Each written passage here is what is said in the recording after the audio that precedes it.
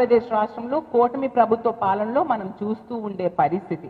అలాగే ఇది కూటమి ప్రభుత్వం కాదు, కల్తీ ప్రభుత్వం అని రాష్ట్ర ప్రజలందరికీ కూడా స్పష్టంగా ఈరోజు అర్థమైంది. అందువలనే మా పార్టీ ఈ కల్తీ మద్యం మాఫియాకి వ్యతిరేకంగా మేము నిరసనలు తెలియజేస్తూ ఉన్నాము.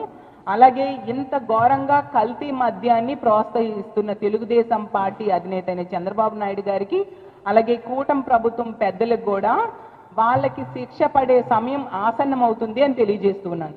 ఎందుకంటే ఈరోజు మహిళల మాన ప్రాణాలతో మీరు చెలగాటం ఆడుతూ ఉన్నారు. అలాగే మహిళల కుటుంబాలు ఈరోజు రోడ్డున పడుతూ ఉండే పరిస్థితి కల్తీ మద్యం తాగడం వలన. కాబట్టి ఎప్పటికైనా మీరు ఈ కల్తీ మద్యాన్ని అరికట్టాలి, అలాగే డ్రగ్స్ గంజాయిని కూడా అరికట్టడానికి శ్రద్ధ వహించాల్సిన అవసరం ఉంది.